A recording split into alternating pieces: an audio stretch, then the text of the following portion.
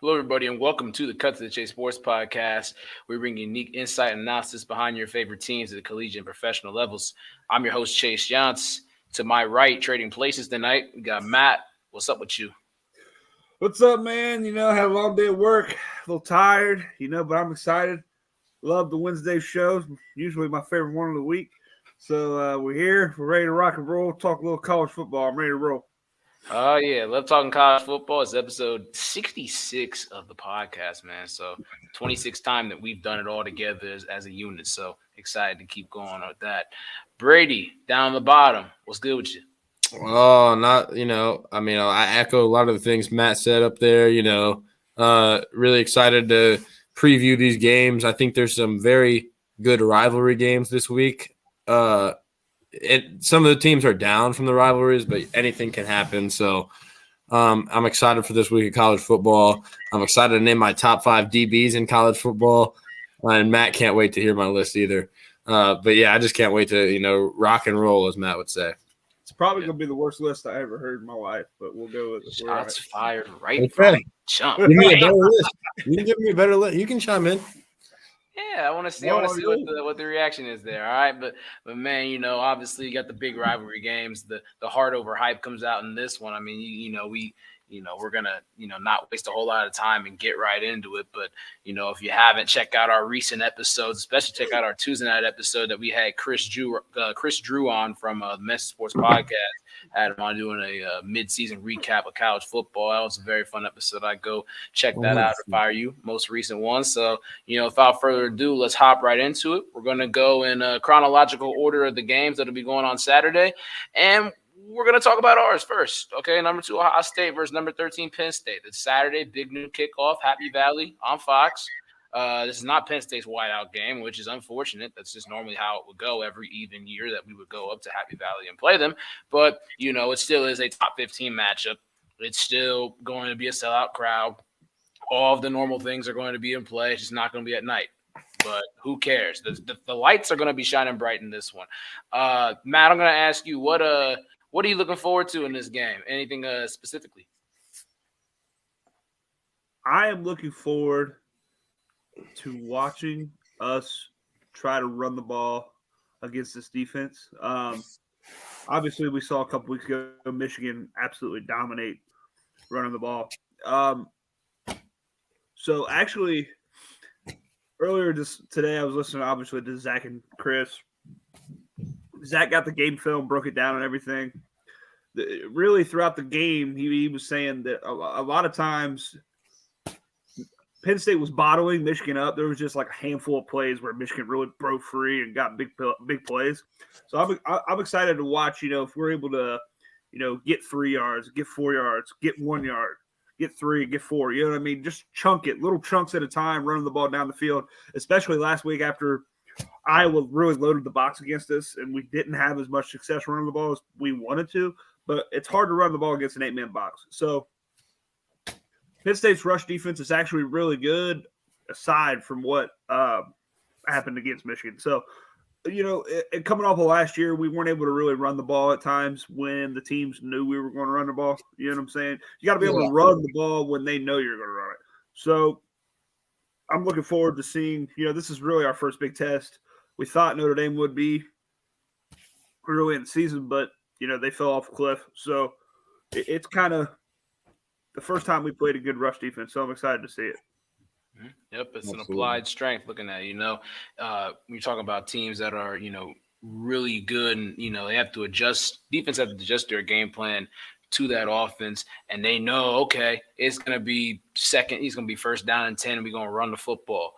And, low 8 men in the box, and you still can't stop it. When it comes to that, that's just a sign of dominance. And Ohio State in the run game, 205 yards per game on the ground.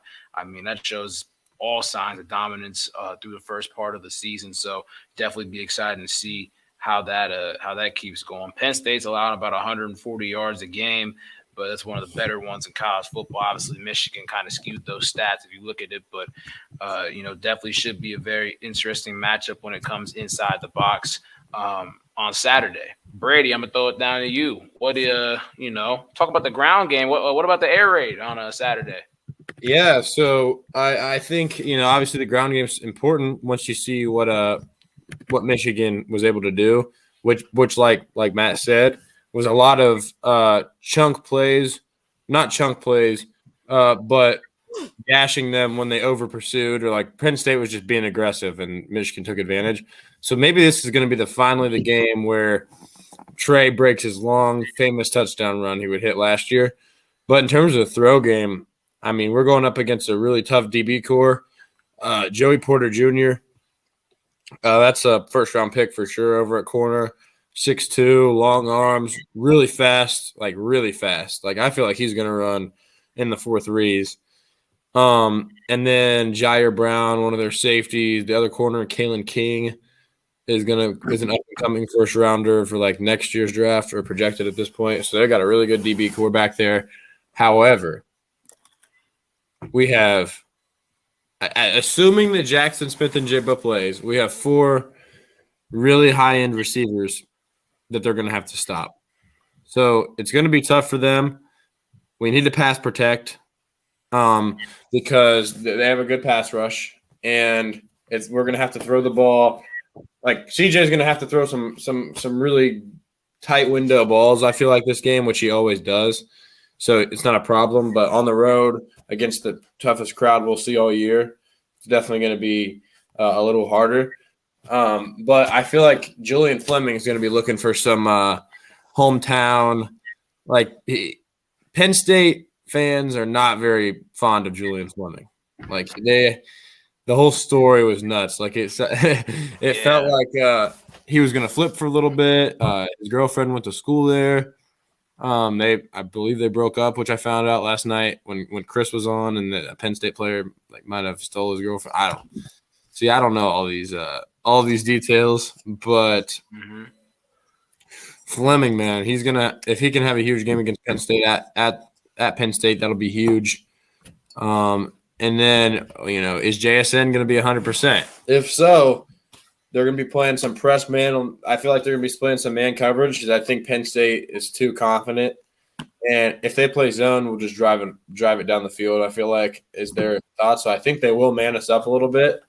So it's going to be up to, if JSN gets manned and we can line up JSN anywhere. That's the great thing about him, is we can take advantage of whatever matchup we want. So if Joey Porter's on Marvin – and we can get anybody else on JSN, he'll cook them. I mean, he's going to have a huge game if so. So, pass game in this game, I still believe is a huge factor. Let me pause real quick. All right, I just love how on this magical cue that you're throwing a football up in the air, Brady, and Matt just so happens to have a football right with him. So you guys are just, constantly doing this, and I'm not getting the memo that I need to pick up a football. All I have is like these AirPods right here, and I play basketball, so I can't really do that. All right, but I mean.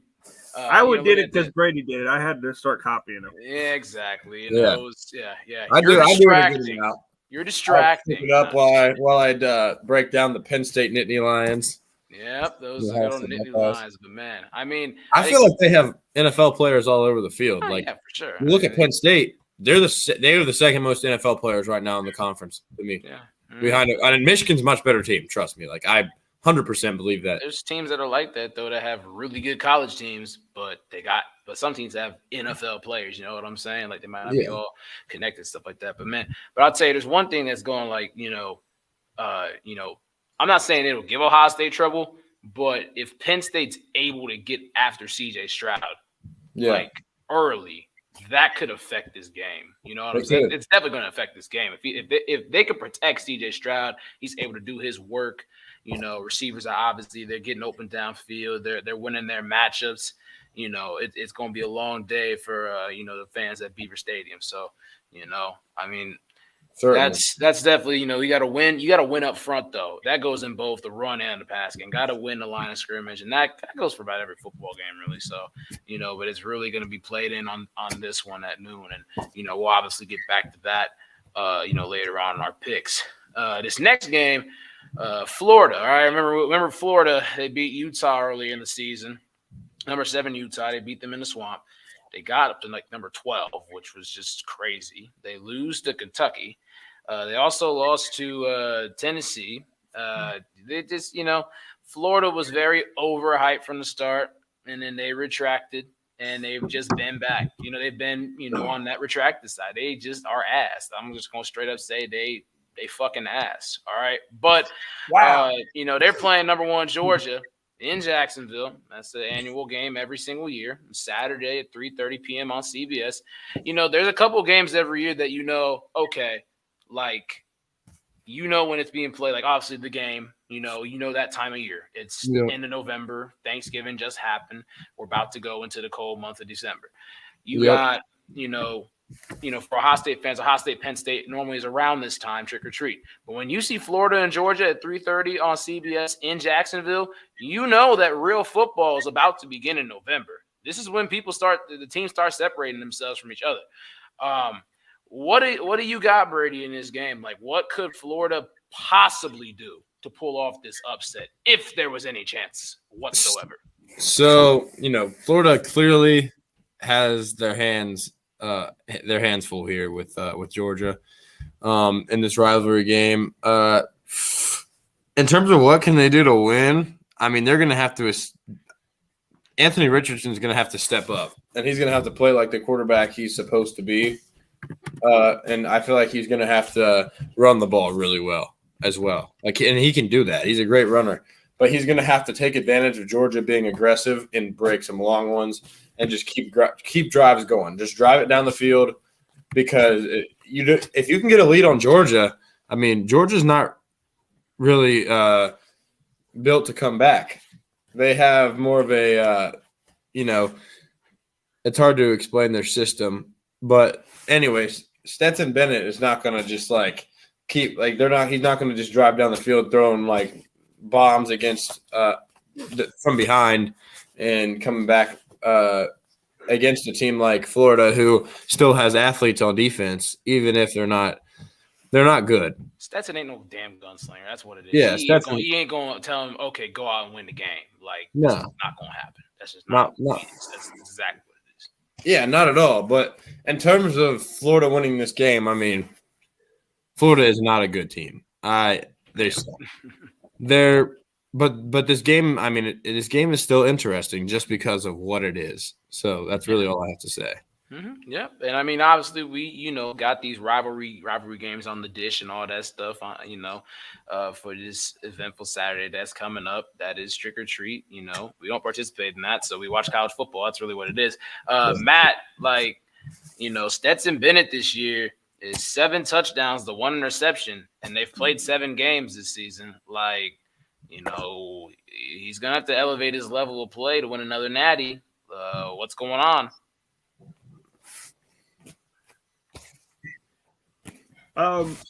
Honestly, that's probably exactly what I would have thought he'd be at. Personally, he's just a game manager, man. He's not Hendon Hooker or CJ. They can win. He just got to elevate his game when they're playing really good teams. Does that make sense? Like he did against Alabama last year in the clutch, man. Just making the throws he needs to make. So stat line wise, I'm not really too concerned about Stetson in terms of. I mean, we've seen him show up big in a big game. So I'm not really worried about that. But in terms of Florida, they fucking suck. So anything they're not going to do anything. They're not going to. I mean, everybody got a false sense of who Florida was after they beat Utah in the swamp. Yeah, everybody thought they skyrocketed in the rankings. It's just stupid. They suck. They're not good yet. AR has not played very well. Or not consistent enough, put it that way. He's got a lot of talent, got all the tools. He's just not consistent enough. That's about all I got there. I mean, Georgia will dominate this game. All right, I'm gonna ask. It is. I mean, this is a big game. Yeah. I mean, the world's largest outdoor cocktail party. I'm going to be drinking a lot of cocktails during it, probably. So. I'll be watching and we'll see it. Now, let me ask though, what would you do if Florida beat Georgia? What outrageous thing would you do if that was to happen? What'd you say now? I'm sorry. Like, what outrageous thing would you do if Florida beat Georgia on Saturday by like 30 points or some shit like To that? be Something crazy. honest, I really don't give a shit if they win or not. Like, No, I'm just saying, like, I want to hear crazy. Like what crazy? I don't think I would do anything outrageous. I really don't, because like Tennessee beating Bama, like I was just like outrageous. Like I was awesome. Like Bama is just like a different level of hatred for me than Georgia. Like I don't hate Georgia, like whatever. So like if they lose, I don't really give a shit. You know what I mean? Like cool, I'm gonna root against them, but like I don't care. Okay, you know what I'm saying? Gotcha. Yeah, I feel you. All right, yeah, because I mean, nothing is on that plateau of Bama hate. You know what I'm saying? So, you know that's for basically all the college football. Everybody in college football basically understands that, unless you're an Alabama fan, and if that's the case, or a team of or a fan of any other. Or SEC yeah. I can. How did I forget those guys? We'll talk about them in a second. But other than that, it's only two teams that is like, okay. But yeah, we'll move on to this next game though. Speaking of Tennessee, they're playing Kentucky on Saturday. It's number 19 Kentucky Wildcats going to Knoxville to take on number 3 Tennessee Volunteers Saturday at 7 p.m. on ESPN. Chris Fowler and Kirk Herbstreit are on the call for that one. What's the view for this one? You know, Tennessee, another big game. It's another home game. It's a week before they have, you know, the second biggest game of the year. But when you look at it on the rankings, it'll be the biggest game of college football when it comes to rankings at this point. Yeah. Kentucky, Will Levis. Will it be? Will it? That's the question. I want to ask that. Will Levis play? I know we're not all doctors. None of us are doctors. We don't have PhDs, so you know why the hell are we talking about it? But is Will Levis going to play? And what should Tennessee look out for? You know, I think Will the Thrill Levis will be on the Kentucky Wildcats this game. I think he'll be the quarterback for the Kentucky Wildcats, and I think Penn State wishes he'd be the quarterback for the Penn State Nittany Lions. Like he previously was. Not that he is still overrated, don't get me wrong, but he's still better than Sean Clifford as well. But anyways, this game is crazy. Like you got two teams that are very different from each other playing. Kentucky goes really slow. They do not move. They run the clock out. They don't go fast paced. They are the slowest paced team in college football, and Tennessee is the fastest paced team in college football off of the numbers, off of seconds per play, or plays ran per minute or something. So it's very interesting in that case. And Kentucky has, you know, a first-round QB projection with Will Levis, and Tennessee has like the worst passing. They're the second worst passing defense in college football. I mean, Anthony Richardson threw for by far his most yards in his career against Tennessee this year. Yep. So if Kentucky can get into a throwing rhythm this game, I mean, this could be a great game. This really could be. I'm a lot more excited for this game than a lot of people are. This is my second favorite game of the week behind Ohio State, Penn State. So I'm ready to see it, and we'll see if Hendon Hooker and the Vols, Jalen Hyatt, and all those guys will be back to their order of business like they were in the Bama game. You know, see if Hendon Hooker can continue his Heisman campaign type of year in this one. Yep. Matt, what are you taking away from this one? A lot of people, you know, the analysts and different networks are calling upset or possibly, you know what I mean, Tennessee kind of looking ahead. Now, this is kind of a rivalry for Tennessee a little bit, so I don't see them looking ahead. But Kentucky hasn't given up more than 24 points, and Tennessee hasn't scored less than 24 points this year. So think about that. Something's got to give there. I think it'll be Kentucky's defense. I think Tennessee will end up scoring more than 24. But I do think Kentucky stays in this game because Tennessee's pass defense is so atrocious. I think Will Levis finds a way to keep them in the game through the air. So we'll see. I'm excited. It should be a good game. I mean, next week it's just so big. Like their whole season is next week. So, I mean, this game, they could lose this game and be fine. Like seriously, like they could. Like it doesn't matter. If they win next week, they're good. So we'll see. Yeah, I mean, this is obviously top 20 matchup. I think these are two of the northernmost SEC teams on the block. So I mean, Missouri. Do the geography with that one, but Vanderbilt. I mean, forgot about the Commodores. man. I mean, you got to look at a whole map to see where Nashville and all that is, and I don't have the capacity to do that right now. But man, I will say I know I alluded that Fowler and Herbstreit are calling this game. I know who you guys are going to say is your favorite broadcast team. The guys from Fox. Who's like the second best broadcast team in college football, though? I know I pay a lot more attention to that stuff, but who do you guys like listening to? I think it's Herbie. I do too. Herbie, I mean, it's just more. Yeah, just because I'm used to it is really why I would say them at 2.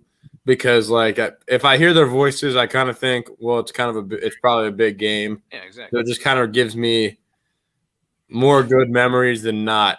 But they've gotten better. I used to really dislike them calling the games because of Herbstreit would say he would indirectly take shots at us for some reason because he only started 1 year and we think he sucks. But now he's starting to really actually.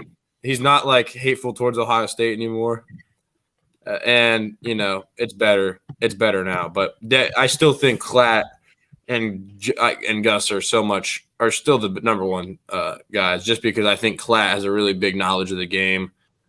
He's one of the smartest minds out there in college football. If you just watch all of his shows and stuff, and then Gus Johnson's just a funny dude, just a little funny, little nerdy looking guy.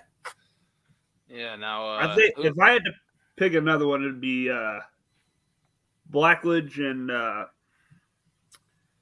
can't remember Sean the guy. Sean McDonough. Yeah, it'd be those two. That would be my other one. Now the CBS one's good too. The CBS is good. Yeah. With Nessler and Danielson. Gary. Yeah. They're both good, but we don't play on there. So I was wondering what that sound was. I was like, what is happening? Cat died. I was like, I'm doing the CBS sound. Oh, I thought a cat died. So that was really weird. But yeah. I'd agree. Though. You look like I do miss college football when they had Vern Lundquist on there with Gary Danielson. That was a very very classic time for SEC on CBS.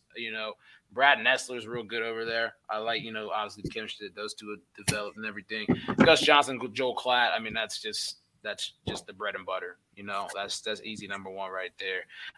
And then Sean McDonough used to do Monday Night Football for a couple of years, and I think when he was doing NFL stuff, I thought he was I was like. He's still a college guy, though. He's still a really good college announcer. Just the NFL, you can kind of tell, when a guy's like this or that. Gus Johnson could do both. There's a couple guys that really do both. Herbstreit could do the NFL, though. I think he's done a good job at that.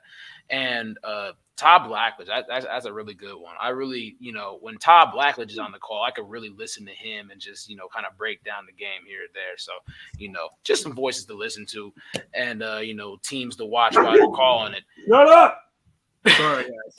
But a team that we don't like to watch is playing on Saturday at 7:30 p.m. on ABC. It's Michigan State versus Michigan. Like said, rivalry game, anything can happen. And we've seen that happen the last couple of years when it comes to these guys, unexpected things going down and all. And ironically, Matt, Sean McDonough and Todd Blackledge are on the call for this one. So there you go. So what's the analysis on this? I'll talk to you, Matthew. For me, I just think Harbaugh really.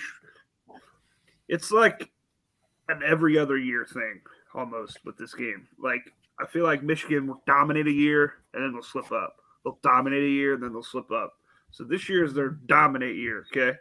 So I don't think it's going to be a good game. I think Michigan State sucks, so I don't think it's going to matter. I think Michigan will bully them a little bit. But it's always an interesting game just to watch, just because Michigan State has had so much success against them over the past decade, even before Harbaugh got there. They were winning. They were dominating this rivalry with Mark D'Antonio. So, It's just I always just like hearing the Michigan fans bitch about little brother and everything. So we'll see. I hope little brother keeps it close, but I just think Michigan. You know what I mean? I just think it'll be too much for him. Yeah. Brady, your thoughts? So I really always look forward to this game because it's always very intriguing and funny to watch these two teams act like this rivalry is Ohio State Michigan level, just because Michigan wants to have another Michigan. So these past 10 years, when Michigan's been good, but like kind of like knows they probably won't beat Ohio State, they would treat this game like they just won their biggest rivalry immediately, and it would just make me laugh. But when they would lose to Michigan State, it's all this rivalry isn't as big as Ohio State Michigan anyways. Yeah. It's just that type of thing. So I'm just ready to see the comedy that comes out of this game, and I'm ready to watch the game because who knows what can happen. Who knows? Michigan State has owned Harbaugh in comparison to their talent level. I'm not sure what his record is, but he's either like 500 against them or maybe has an extra loss. So it's not good, not what you want at Michigan against Michigan State. Yep. I believe like 15, 17. It's got to be a losing record. You got to be what has he had to? It's a losing record against Michigan State. So yeah, like I'm excited for this game. You got Peyton Thorne at Michigan State, who had a solid game against Michigan last year, but it was all Kenneth Walker to win that one. So, Michigan State does not have Walker to save them this game, but they still got that, receiving core with Keon Coleman, Jaden Reed. That's a very solid top two right there. I think they're Trey Mosley, I believe is their third receiver. Very good, solid receiving core. And then Michigan on the other side's got a good defense, as well as a good offense. They're good on both sides of the ball. You got J.J. McCarthy. You imagine this might be J.J. McCarthy's best game based on who the defense they're playing, because Michigan State's pass defense is not very good. After watching C.J. Stroud throw for his 12th touchdown in 6 quarters against Michigan State a few weeks ago whenever we played them, I think it was it was a little over 2 weeks ago now. But yeah, I'm ready to see what Michigan's offense will do with Blake Corum and Donovan Edwards back there as well. And we'll see. Anything can happen in this game. That's true. I mean, Kenneth Walker may not be on Michigan State, but damn, he's helping my fantasy team out in one of my leagues. So shoot, I could give 3 points for that. But yeah, he's a great player. To kind of hold time over, Matt's Picks is no longer on the air because Matt. Why the hell is Matt's Picks not on the air? Well, it's not that it's not on the air. It's just Brady's going to do his thing this week. All right, Brady, what's your thing going to be? So we talked receivers last week. I mentioned how receiver in my opinion, is my favorite position to watch and I guess evaluate is a word to use, even though I don't use too many big words, but I feel like I got a pretty good sense of receivers and then QBs as well. But today I wanted to talk about my top 5 DBs in college football this season. So this could be safeties. I'm really not taking into consideration hitting safeties. This is more coverage safeties and corners. So we're talking about coverage right now, top 5 coverage DBs in all of college football. So my number 5 spot is a guy that had a broken leg back in January. Nobody expected him to come onto the scene this year or even really play, but he's been nuts. The number 1 graded safety in America, and is probably going to leave after this year at this pace, and was just named a Jim Thorpe Award semifinalist.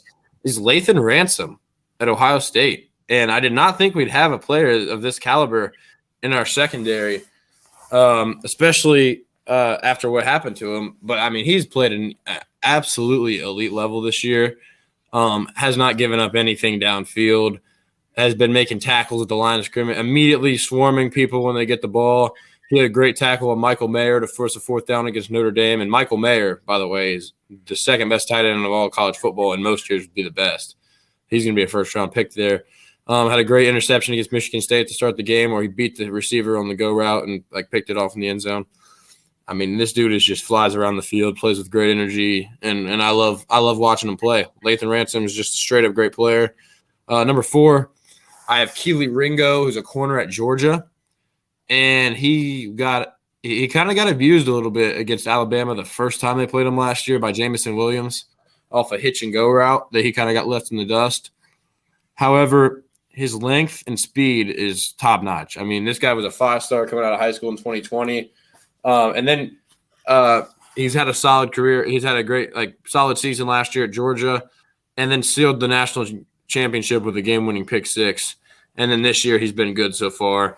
Might be a little overrated in a way because some people would have him as number 1 corner in the country, but I still think he's a great player up there at number 4. Number 3 is a guy that just started his first game this year but has been healthy due to, I believe, personal reasons, and apparently he was having trouble learning the playbook. But I think part of it, my guess is he also did something. This is Elias Ricks at Alabama, transfer from LSU. Another long corner. He just started his first game, and I needed to just see one game. I needed to just see him back in action because I thought he was really good at LSU. This dude had 6 pass breakups and allowed no catches against Mississippi State. He was just not giving up anything. By far, Bama's best corner. I think Kool-Aid McKinstry is overrated. Their other corner. I mean, Ricks is just a beast. It's crazy that I have to put him up here at 3. He might even be better. I just couldn't leave him off this list. But yeah, Elias Ricks at Bama. He's also an interception machine at LSU, so he'll probably get a couple picks here in the near future for Bama. Number 2, this one stings because this is Clark Phillips III from Utah, was committed to Ohio State until signing day because Jeff Hafley took the Boston College job and he flipped to Utah. That was just straight up disappointing because Lathan Ransom and him would have been the same class. So we would have 2 of the best DBs in college football right now. Clark Phillips is unreal. He plays great sound football. Great man coverage, great zone coverage. Can intercept the ball, can make tackle. I mean, he's just a very well-rounded DB. Doesn't really give up anything. And then my number 1 corner, I don't know, I guess Zach Smith today called him overrated. But I actually disagree. I do value Zach's opinion, though, a lot. He knows more than me probably. But number 1, Joey Porter Jr. from Penn State. I've said this the whole year. I've said this before the year. And I think I even said something close to that last year while watching him against Ohio State when I was at the game. I thought to myself, watching him guard Garrett Wilson, I'm like, I mean, he didn't lock him down, but I'm sitting here thinking wow, Garrett Wilson never – I think he broke up 2 little fade routes to Garrett Wilson, back shoulder routes. That just doesn't happen. And I kind of thought, I was like, man, this guy could be one of the best DBs in college football. And then this year, before the year, I said, well, I think Joey Porter Jr. from Penn State is. Watch him against all these teams. I mean, this dude is locked down. I mean, I think that he can erase one receiver from our team. I mean, maybe Marvin Harrison Jr. can get a catch on him because he's just that great with ball skills. But it's going to be hard to route this man up, and he's very fast. So I just think Joey Porter Jr. is the best man-to-man coverage corner in college football, and is really and it runs the ball really hard too when it's not a pass play. So Joey Porter is my number 1 DB in all of college football. All right, Matt, what's thoughts on his list? I think it sucks. I think it's terrible. I mean, but I mean, it's not. I think corners wise, there's not a lot of good ones, man. I think. That's just I mean, I guess that's just how it is because corners make a lot of the worst plays out of all positions. Just because right now, I just don't know if anybody's really standing out. I think it might be a little bit too early for me personally to make. You don't think Joey Porter's standing out? No, I'm saying separating himself as the number 1 corner in the country. I don't think he has. I just don't. I think it's too early. Now it's not. Obviously, we're over halfway through the season, but there's still a lot of big games that he played. And also, there's a dude from Illinois named Devin Witherspoon. That is really, really good. Okay. What He's got, offensive players the has he most played pass against? breakups in the country. Okay. What'd you say? I hear you, and I get what you're saying. With he's the highest graded What'd corner you in the say, Big Brady? Ten. You're lagging a little bit, right? I kind of saw you froze on the screen for a second. My bad. Can you hear me? Yeah, just keep. Yeah, I'm lagging. What's up? Yeah. Okay, yeah. That's I was just mentioning that you're lagging, but I said, yeah. I believe Menace brought up that Witherspoon guy today, right? Earlier. I don't know. I mean, I didn't watch the full way through, and plus, I think Matt might be lagging a little bit. So I think yeah, he is, but just keep they finishing. brought. I got you. So Witherspoon, Illinois corner, like Matt said, highest graded DB in the Big Ten. But I don't think that. I mean, Illinois hasn't played a team with great passing offense so far. Mm-hmm. They've played some decent running teams and all that, but I mean, I get and these are pass breakups, which is hard to do against any team because it is Division I players you're playing against. And I bet he's a really good corner. I really do. But this list, you couldn't really convince me he's better than any of these players. That's all I'm saying. Yep, I agree. Yeah. And, at this time, we're going to have to move forward on the, onto our picks and all that. Great breakdown there, Brady, on the defensive backs list. The light just turned off here in the, Athletic Wellness Center and here in Richmond, Indiana. It's not closed, but I don't want to get locked up in here. But I have a whole place to myself, whatever. All right, we're going back to the picks. All right, number 2, Ohio State versus number 13, Penn State. Saturday, 12 p.m. on Fox. Actually, we're not going to say that for last. I'm an idiot. All right, we're going to go working backwards. Michigan State, Michigan, Saturday at 7:30 p.m. on ABC. Matt, what you picking this one? Oh, wow. Wolverines, 44, Spartans, 20. All right, Brady. So I like the prediction there, Matt. I'm going to go with the Michigan Wolverines, 48-14.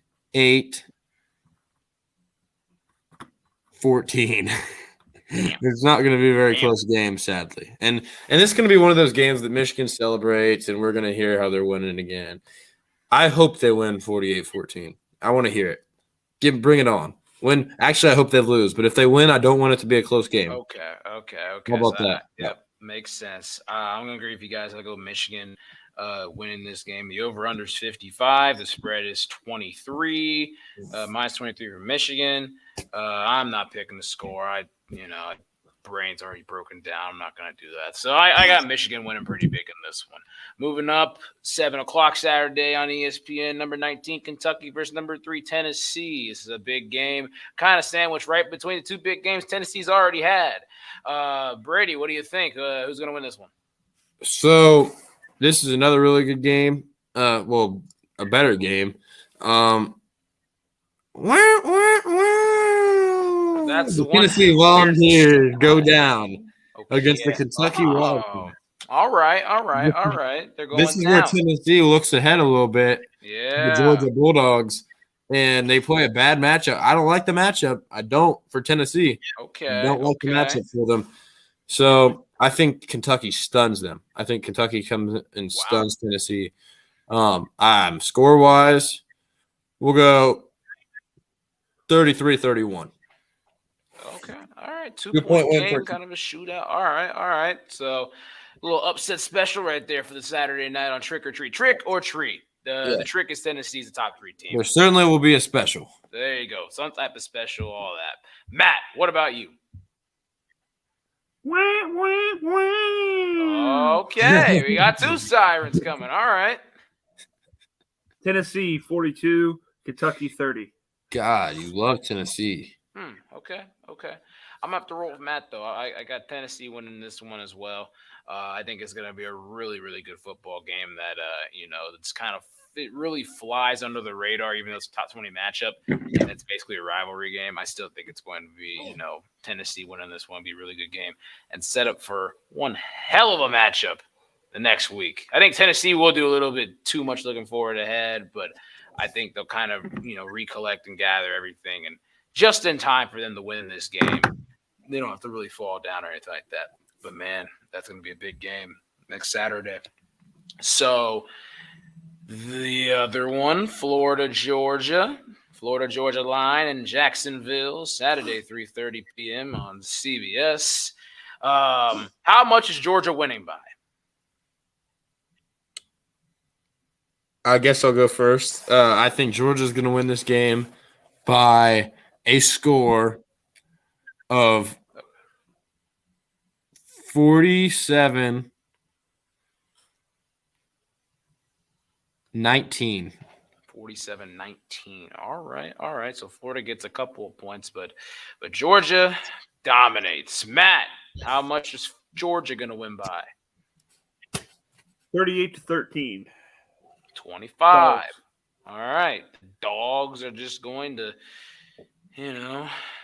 beat the shit out of the Gators is what it is. All right.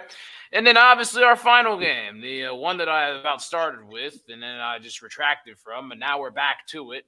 Ohio State, Penn State, Saturday, noon, big noon kickoff, Fox, Happy Valley, Beaver Stadium, all the good stuff. Not a whiteout, should be a whiteout, all this, that, and the other, as Matt would say. C.J. Stroud, John Clifford, Joey Porter Jr. is playing in this one. JSN might be, who knows? Marvin Harrison, just all the names you could just throw out there, all right? I'm going to go on ahead and say Ohio State's going to win this game. I think it's going to be, I think it's going to be a close game, honestly. I really do. But I think Ohio State will be able to show and separate themselves from the pack. And honestly, I think we'll be able to move up, potentially to number one this week if, the whole thing with Georgia goes down. But Georgia's going to win pretty comfortably. So it's going to take a lot for Ohio State to move to number one this week. But really all that matters is, hoisting that national championship trophy up in January. So Ohio State's going to win this one, but I think it's going to be close. Matt.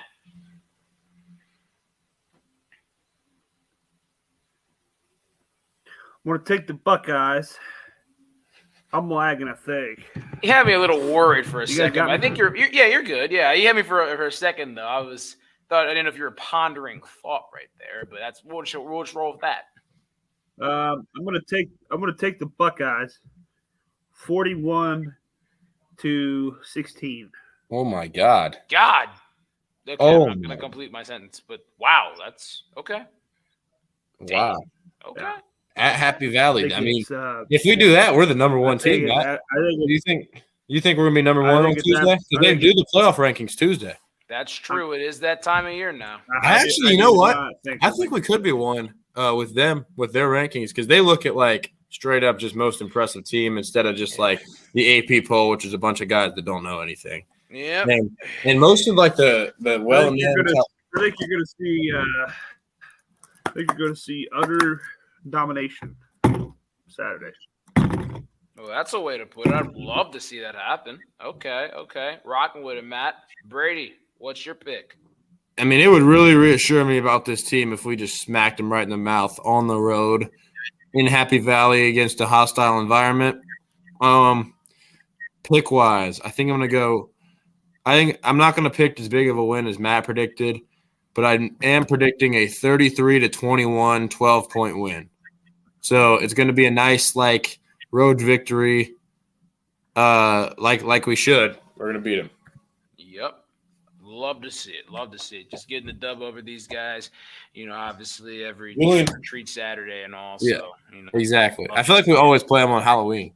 It always feels like it's around that time. But, yeah. Yep. And Julian Fleming scores again, which will make it him still scoring in every game he played in, and he's going to do something funny. I don't know what it is. Probably an Instagram caption. All right. I'd love to see it. But yeah, you guys got any final thoughts before we head on out? Fuck Penn State. Okay, that's one. Brady? Final thoughts wise, turn and burn. Turn and burn? All right. My final thoughts, we're on them. All right, that's it. You got Chase Johnson, Matt Ricketts, Brady King. We'll see you guys here pretty soon. Take care.